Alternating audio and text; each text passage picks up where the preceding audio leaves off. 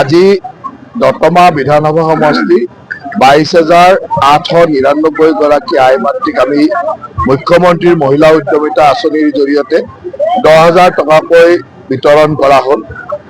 মাননীয় মুখ্যমন্ত্ৰী ডাঙৰীয়াৰ এটা অভিলাষী আঁচনি আছিল যে মুখ্যমন্ত্ৰীৰ মহিলা উদ্যমিতা আঁচনি, আৰু এই আঁচনিৰ জৰিয়তে অসমৰ প্ৰতিটো সমষ্টিতে অতি কমেও 20-25 হাজাৰ, কোনোবা সমষ্টিত 30-35 হাজাৰলৈ আই মাতৃ আছে। সকলোকে আমি 10,000 টকাকৈ অৰ্থনৈতিক সহায় কৰিছিলোঁ যাতে তেখেতসকলে নতুন ব্যৱসায় আৰম্ভ কৰিব পাৰে আৰু মহিলাসকলৰ মাজত উদ্যমিতা বৃদ্ধি হয়। আজি সঁচাকৈ আনন্দিত যে দতমা সমষ্টিত আমাৰ BTCৰ চিফ আগ্ৰামা মহিলাই ডাঙৰীয়াৰ উপস্থিতিত আমি সকলোৱে ইয়াত এই চেকসমূহ বিতৰণ কৰিলোঁ, আৰু মোৰ বিশ্বাস আছে যে এই আঁচনিৰ জৰিয়তে আমাৰ গ্ৰাম্যাঞ্চলত থকা আই মাতৃসকল যথেষ্ট উপকৃত হ'ব।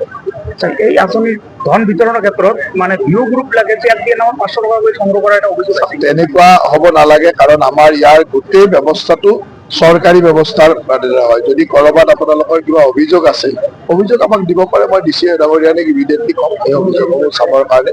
আৰু এটা কথা স্পষ্ট যে এই আঁচনিখন ৰূপায়ণৰ ক্ষেত্ৰত CLF ভিঅ' বাইদেউসকলে যথেষ্ট সহায় কৰাৰ কাৰণে আমি এই পৰ্যায়লৈ আহিব পাৰিছোঁ।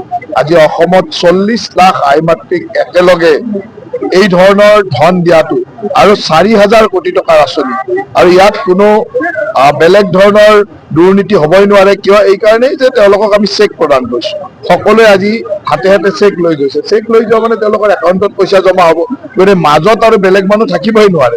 সেই ধৰণে এটা নিকা স্বচ্ছ ব্যৱস্থাৰ মাজেৰে কৰা হৈছে, আৰু এই গোটেই প্ৰক্ৰিয়াটোত যিসকলে আবেদন কৰিছে সকলোৱে পাইছে। মাত্ৰ আমাৰ যিকেইটা ক্ৰাইটেৰিয়া আছিল যে আমাৰ এই অঞ্চলততো সেই ক্ৰাইটেৰিয়াটো ফুলফিল নহয়, যে ট্ৰাইবেল মানুহৰ 3টাতকৈ বেছি বাচ্চা থাকিলেও আমাৰ সেইটো এলাও কৰা আছে। ট্ৰাইবেল এৰিয়াক বাদ দি যিসকল জেনেৰেল এৰিয়া, তাত 3টাতকৈ বেছি ল'ৰা ছোৱালী থকা বাইদেউসকল ইয়াৰ পৰা বঞ্চিত হৈছিল। তাক বাদ দিতো আমাৰ দতমাতটো মোটামুটি সকলোৱে পাইছে। আৰু ইয়াতে যদি চাই এপ্লাই কৰা মানুহ হ'ব এইটো 24,000 বা 23,000, পাইছেও 23,000, এনেকুৱা। ইয়াত বহুত বেছি ডিফাৰেঞ্চ নাথাকিব। ধন্যবাদ।